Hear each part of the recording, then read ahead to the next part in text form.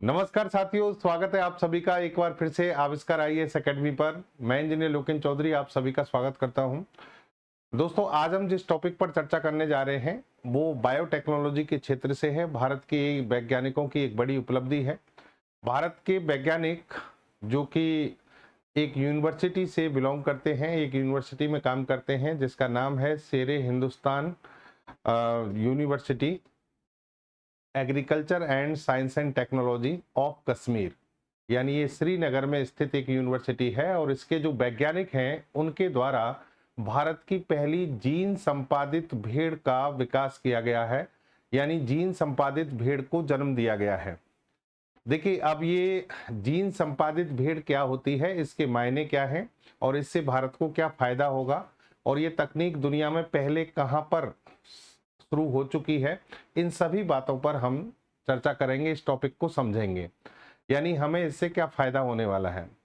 सबसे पहले जो खबर है उसको समझिए, फिर मैं टेक्निकल चीजें जितनी भी हैं इसके बारे में सभी आपको बताऊंगा।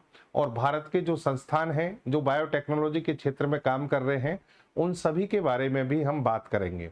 तो यहाँ पर देखिए खबर क्या है, SKUAST यानी शेरे Hindustan Kashmir university agriculture science and technology. कहां पर है ये? कश्मीर में है, श्रीनगर में स्थित है ये, श्रीनगर में, ठीक है।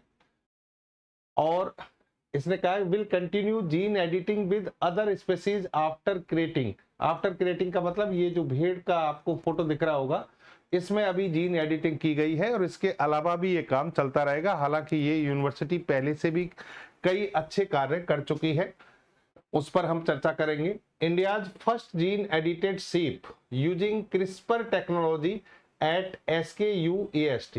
देखिए यहाँ पर जीन एडिटिंग से फर्स्ट शीप जो है यानी भेड़ जो है हमने विकसित की है, उसको जन्म दिया है और उसमें एक विशेष तकनीक का उपयोग किया गया है जिसका नाम है क्रिस्पर टेक्नोलॉजी। इसका पूरा नाम होता है क्रिस्पर Cas9 टेक्नोलॉजी। ये क्या होती है इसके बारे में भी मैं आपको समझाऊंगा, ठीक है। यही सेम खबर यहाँ पर बाकी के जो न्यूज़पेपर हैं उनमें भी ये छपी हुई है। Kashmir university researchers produce India's first gene edited sheep birth of new era. ये कह रहे हैं यानी बर्थ ऑफ न्यू एरा यानी एक नए युग का क्या किया यहाँ पर जन्म किया है, क्योंकि ये एक ऐसी टेक्नोलॉजी है जो भारत में पहली बार है। भारत में पहली बार है कि आपने जीन एडिटिंग के द्वारा किसी जीव का क्या कर दिया है, विकास कर दिया है और उस जीव में किसी विशेष गुण की उत्पत्ति की है। अब आपको समझाते हैं कि सर इसका मतलब क्या है, जीन एडिटिंग होती क्या है और विशेष गुण से मतलब क्या है, इसकी इंपॉर्टेंस क्या है, वो सब चीजें आपको समझाते हैं। देखिए यहाँ पर ये जो खबर है इसको मैं आपको यहां से समझाना शुरू करता हूं, ध्यान से सुनना।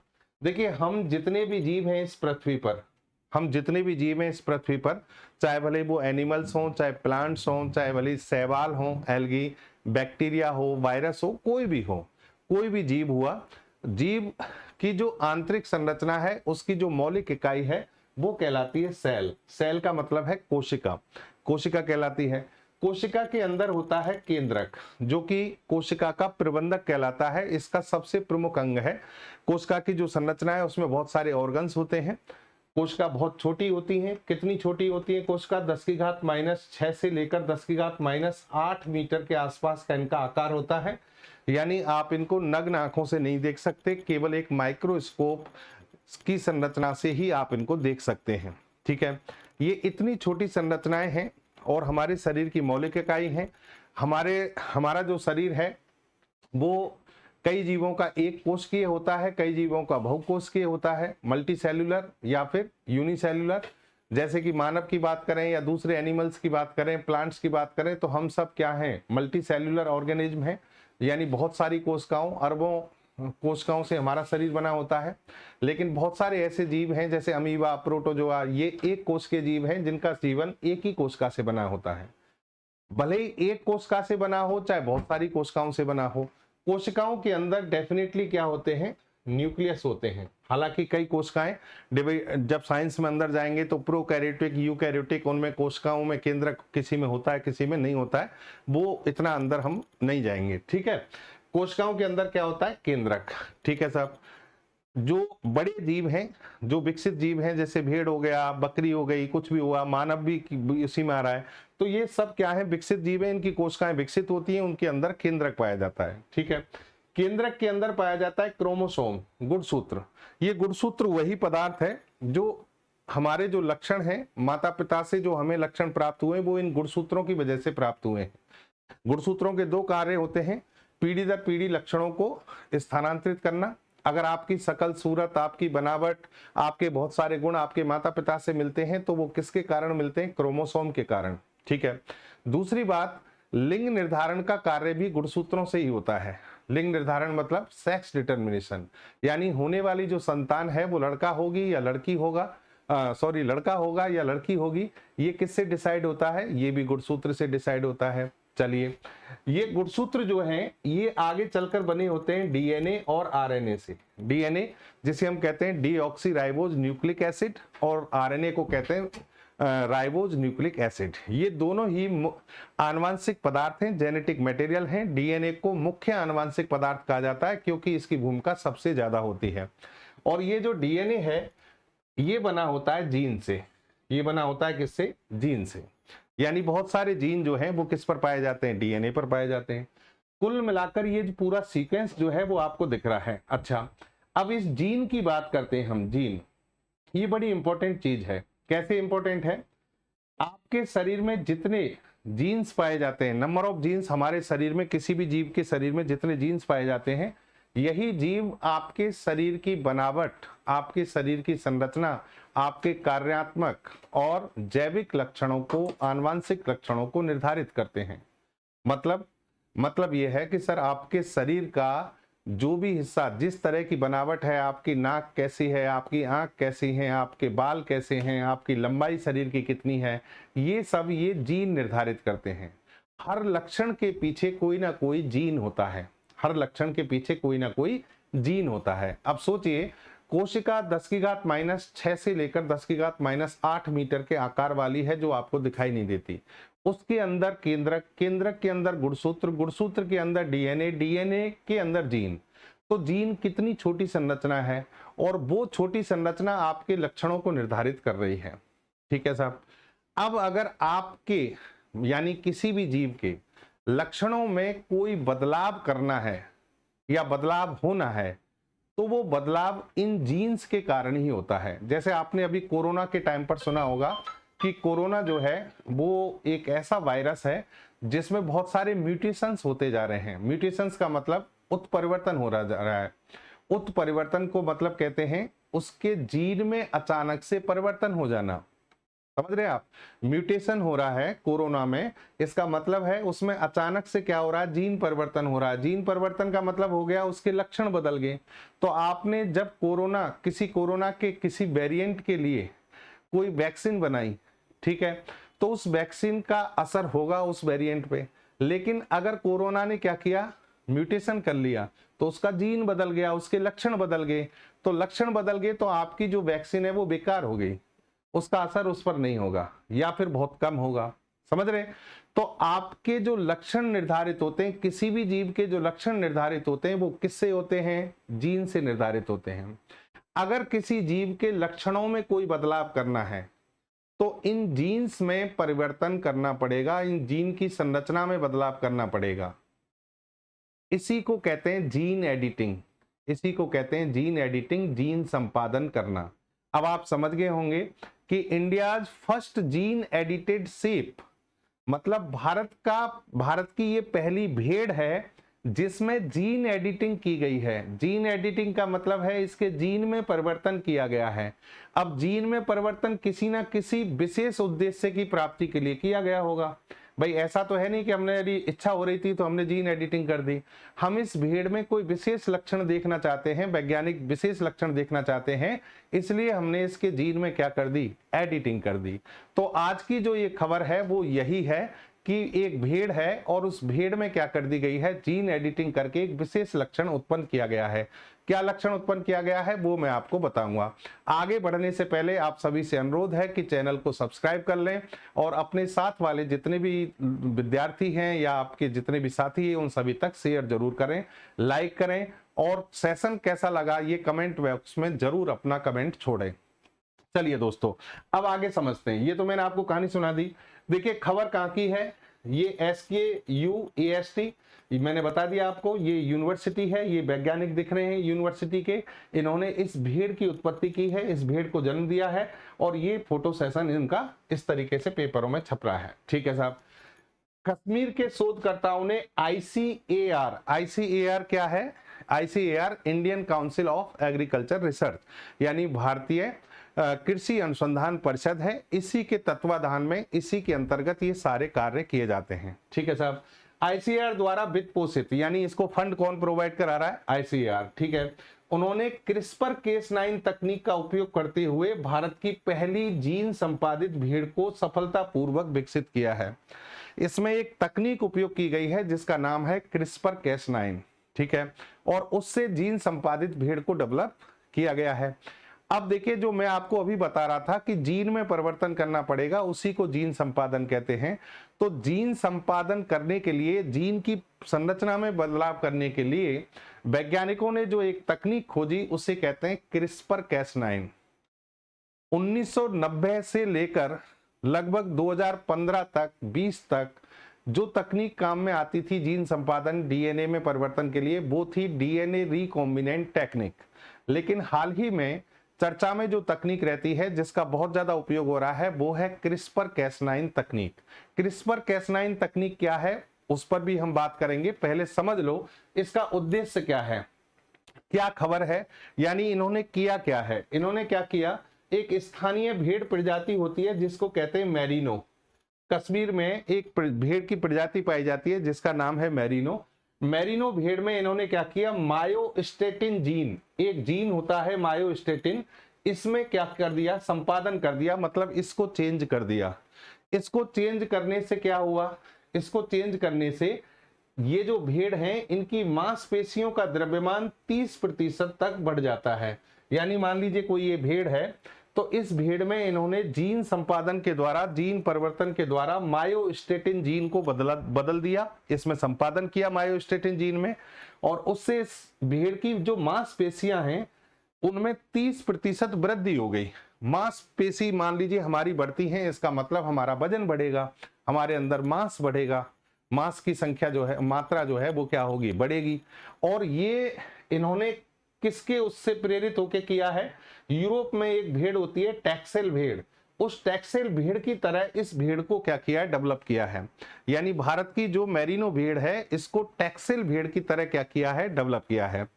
मजेदार बात यह है कि ऐसा करने के लिए किसी फॉरेन डीएनए का मतलब किसी दूसरे जीव का डीएनए या किसी दूसरे जीव का जीन इसमें नहीं डाला गया, यानी इसे ट्रांसजेनिक जीव के रूप में डेवलप नहीं किया गया, बल्कि इसका खुद का जो जीन था उसी में बदलाव किया गया। किसका, इस भेड़ का, मैरिनो भेड़ का जो जीन है मायोस्टेटिन जीन, इसी में इन्होंने परिवर्तन किया और परिवर्तन करके ये लक्षण इसमें डेवलप कर दिया कि इसकी मांसपेशियां 30% क्या हो गई, बढ़ गई। चलिए अब आपको समझाते हैं कि जीन एडिटिंग जो मैं बता रहा था वो CRISPR-Cas9 तकनीक से कैसे संपादित होती है। जैसा कि मैंने कहा जीन एडिटिंग में क्या होता है, ये बायोटेक्नोलॉजी की एक तकनीक है, किसी जीव के आनुवांशिक पदार्थ यानी डीएनए या आरएनए के सटीक संशोधन को सक्षम बनाती है। यानी आप डीएनए आरएनए में क्या करते हैं, संशोधन कर देते हैं। डीएनए आरएनए में संशोधन का मतलब है जीन में संशोधन, क्योंकि मैंने आपको अभी बताया था डीएनए किससे बना है, जीन से। तो जीन जितने भी हैं उनमें अगर आप किसी में भी संशोधन कर रहे हैं तो ऑब्वियस सी बात है वो डीएनए में भी क्या हो रहा होगा, संशोधन हो रहा होगा। ठीक है।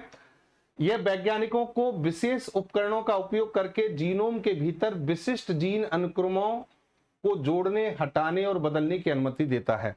क्या मतलब हुआ, जो जीन एडिटिंग है उसके द्वारा हम जीनोम क्या होगा भाई, टोटल नंबर ऑफ जीन जितने होते हैं उन सबकी संख्या को मिलाकर कहते हैं जीनोम।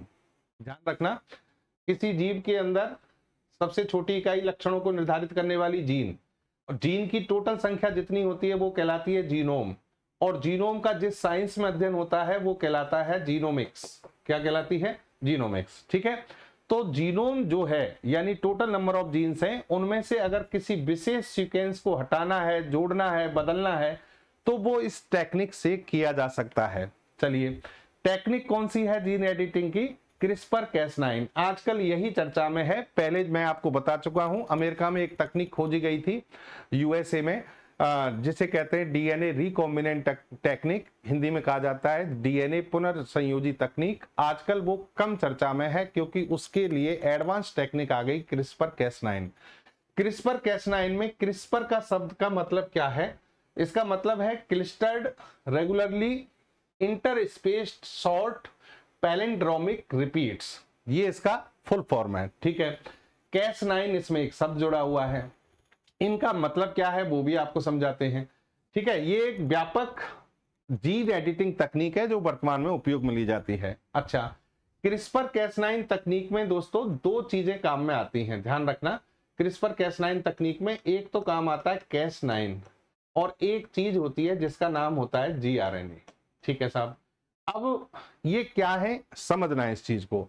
मैं आपको कहूं कि जैसे मान लीजिए कोई जीव है और किसी जीव के जीन में बदलाव लाना है, तो सबसे पहले तो आपको किस जीन में बदलाव लाना है उसको पहचानना पड़ेगा। ठीक है, और फिर उस जीन में बदलाव लाने के लिए उस जीन को कहीं ना कहीं विशेष जगह से काटना पड़ेगा, जीनोम में से कोई ना कोई जीन हटाना पड़ेगा, समझिए बात, और फिर नया जीन लाकर क्या करना होगा, जोड़ना होगा, या फिर उसी जीन की रिपेयरिंग करनी होगी, उसमें संशोधन करना होगा। तो यहां हम बात कर रहे हैं, अगर उस जीन को पहचानना है जिसमें बदलाव करने हैं तो उसके लिए जीआरएनए, जिसे कहते हैं गाइड आरएनए, काम करता है। और फिर उस जीन को काटने या जोड़ने के लिए एक एंजाइम काम करता है जिसे कहते हैं कैस9। क्या कहते हैं? कैस9। तो कैस9 एक एंजाइम है जिसमें कैस9 एंजाइम को एक विशिष्ट डीएनए अनुक्रम की ओर निर्देशित करने के क्रम में जीआरएनए का उपयोग किया जाता है। यानी कैस9 को एक विशिष्ट डीएनए की तरफ भेजना है, कार्य करवाने के लिए छोड़ना है, तो उसके लिए किसका उपयोग कर रहे हैं? जीआरएनए यानी गाइड आरएनए का उपयोग किया जाता है। ठीक है, जो डबल स्ट्रैंड कट बनने के बाद डीएनए का जो स्ट्रक्चर होता है वो डबल स्ट्रैंड होता है, सभी जानते हैं। कोशिका द्वारा डीएनए को रिपेयर किए जाने से जीन विलगन या सम्मिलन संभव हो पाता है। ठीक है, मतलब आप क्या कर रहे हैं कि जो डबल स्ट्रैंड डीएनए स्ट्रक्चर है कोशिका में, उसमें से आप जीन की संरचना को विशेष जगह से या तो अलग करते हैं या किसी भी चीज को उसमें क्या करते हैं, इंसर्ट करते हैं, मतलब शामिल कर देते हैं। ठीक है, इसी चीज के लिए ध्यान रखिए, जो जीनोम एडिटिंग है और क्रिस्पर कैस9 की जो टेक्निक है उसके लिए इमैनुअल चार्पेंटियर और एक वैज्ञानिक है जेनिफर ए डोडना, इन दोनों को नोबेल प्राइज 2020 में केमिस्ट्री के क्षेत्र में मिल चुका है। तो ये तकनीक कितनी महत्वपूर्ण है इससे भी आप अनुमान लगा सकते हैं। चलिए, ये जो टेक्निक है पूरी, इसमें वैज्ञानिकों ने क्या किया है, एक जिंक फिंगर न्यूक्लियोसिस ZFN का उपयोग किया, जो कि एक प्रकार का इंस्ट्रूमेंट है, एक उपकरण है। ये उपकरण क्या करता है, जो आप अभी हम बात कर रहे थे कि आपको डीएनए को विशिष्ट जगह से क्या करना होगा, पहले पहचानना होगा, फिर काटना होगा, तो उसके लिए ये जिंक फिंगर न्यूक्लियोसिस उपकरण जो है वो काम करता है, ये इंस्ट्रूमेंट है।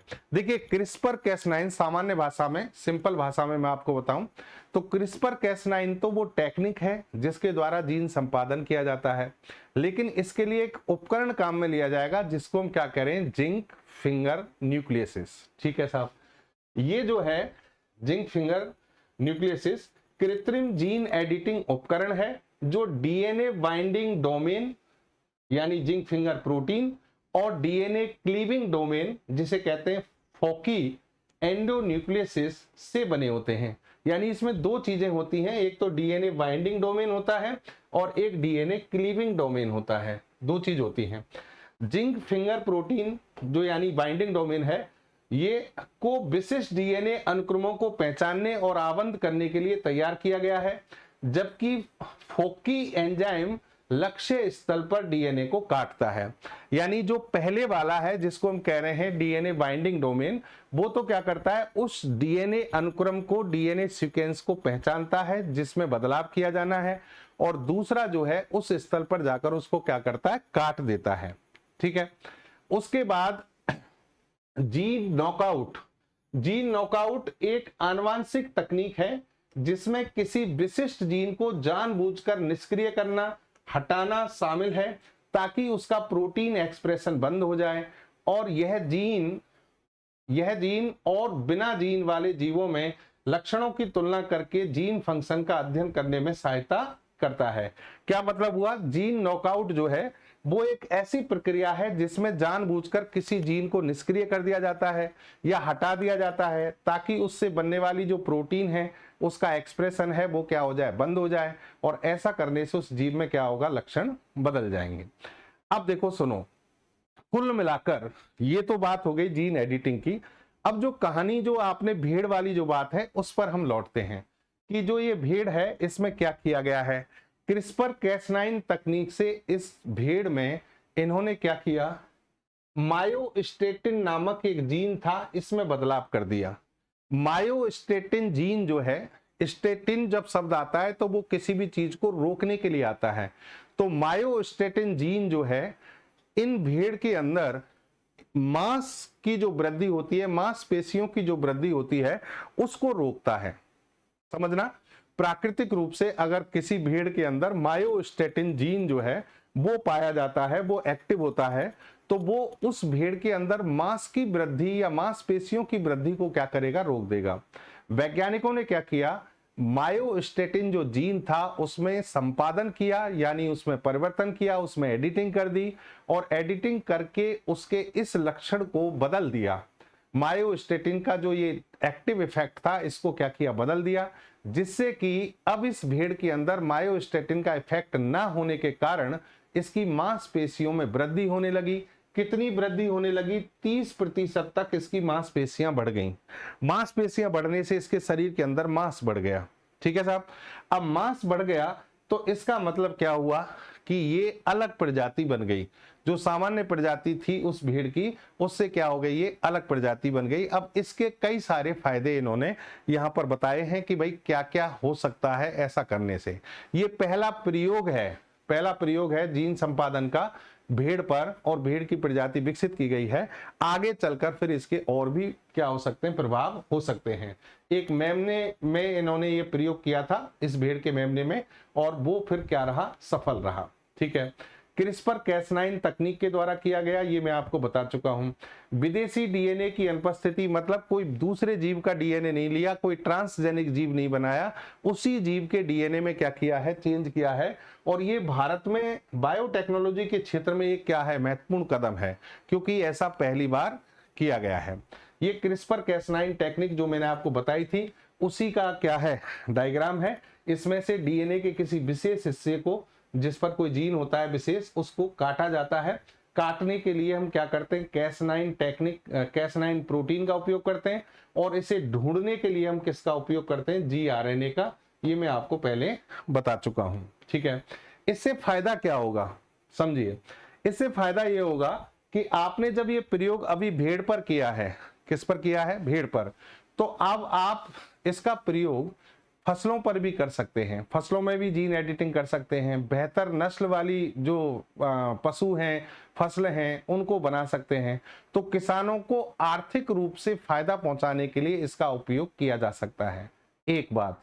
दूसरी बात यह है कि रोग प्रतिरोधकता और प्रजनन क्षमता को लेकर भी काम किया जा सकता है। मतलब आप जीन संपादन के द्वारा जीवों में ऐसे गुण विकसित कर सकते हैं कि उनकी रोग प्रतिरोधक क्षमता क्या हो, बढ़ जाए, और उनकी जो प्रजनन की क्षमता है उस पर भी काम किया जा सकता है।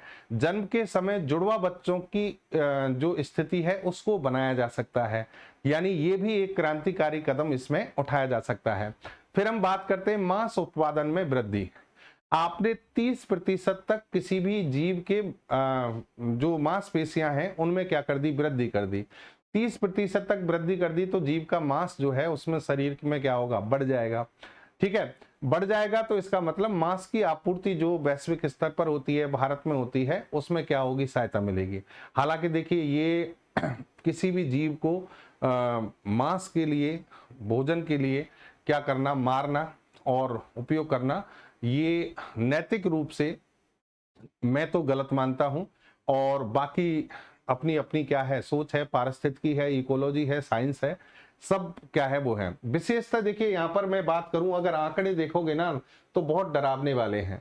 कैसे है, भारत में गाय जो है, गाय को मारना क्या है, एक तरीके से अपराध है। गाय की हम एक हमारी आस्था है कि हम उसकी पूजा करते हैं, उसको माता मानते हैं, लेकिन फिर भी आप इस आंकड़े को देखिए कि यहाँ पर वोविन जो है, वोविन का मतलब है इसमें गाय आती है, इसमें भैंस आती हैं, ठीक है, दूसरे कैटल आते हैं, इन सब का 62% जो मांस की आपूर्ति होती है ना, 62% इनसे ही हो रही है, गाय भैंस और दूसरे जो कैटल मवेशी हैं, ठीक है। 11% किससे होती है, पोल्ट्री से होती है, यानी मुर्गी से होती है, मुर्गा मुर्गी से। 10% पिग शुगर से होती है, 10% के लगभग क्या है, गोट बकरी, और 5% किससे होती है, भेड़ से होती है। और ये भी आप समझ लीजिए, India produces 6.3 million tons of meat, 6.3 million ton meat का उत्पादन भारत में किया जाता है, standing 5th rank in the world in meat production. दुनिया में 5वें नंबर पर हैं हम, मांस के उत्पादन में दुनिया में क्या है, 5वें नंबर पर है, ठीक है। ये तो इस तकनीक के द्वारा इसमें भी क्या होगा, बढ़ावा मिलेगा, क्योंकि भेड़ जो है उसमें 30% तक क्या होता है, मांसपेशियों का वृद्धि होती है। विदेशी नस्लों पर निर्भरता में कमी, यानी जो यूरोप की नस्ल है भेड़ की जो नस्ल थी यूरोप की, जिसमें मांसपेशियां ऑलरेडी क्या होती हैं, हमारी यहाँ की जो भेड़ होती है उनकी तुलना में उनमें मांस का उत्पादन ज्यादा होता है, अब उस पर हमारी निर्भरता भी क्या हो जाएगी, कम हो जाएगी। तो ये था जीन एडिटिंग के द्वारा भारत की पहली विकसित की गई भेड़ के बारे में जानकारी। उम्मीद करता हूं आपको चीजें समझ में आ गई होंगी, जीन एडिटिंग क्या होता है, इससे क्या फायदे हुए, ये सारी चीजें। हाँ, यहाँ पर एक और चीज जो मैं खबर आपको बताना चाहूंगा, देखिए जीन एडिटिंग का ये प्रयोग भारत में तो पहली बार हुआ है, भारत में पहली बार हुआ है, लेकिन अगर आपसे कोई पूछे कि अंतरराष्ट्रीय स्तर पर ये कार्य कब कहां कैसे हुआ, तो ये कार्य 2014 में बीजिंग जीनोमिक्स इंस्टीट्यूट है, इसके द्वारा 2014 में कर लिया गया था। यानी दुनिया की पहली जीन एडिटेड सीप अगर कहीं बनी है तो वो कहां पर बनी है, चाइना में। चाइना के द्वारा, देखिए चाइना मेडिकल के क्षेत्र में, बायोटेक्नोलॉजी के क्षेत्र में बहुत आगे है, भारत तरक्की कर रहा है, लेकिन चाइना को पकड़ने के लिए स्पीड बढ़ानी पड़ेगी और बहुत ज्यादा बड़े स्तर पर रिसर्च करने पड़ेंगे। तो फर्स्ट जीन एडिटेड सीप इंटरनेशनल लेवल पर कहां पर बनी थी, चाइना में। अब हमने भारत में इसको क्या किया है, डेवलप किया है। तो चलिए आज के सेशन में इतना ही, बहुत बहुत धन्यवाद आप सभी का। उम्मीद करता हूं आपको जानकारी पसंद आई होगी। मिलेंगे नई जानकारी के साथ अगले सेशन में। धन्यवाद।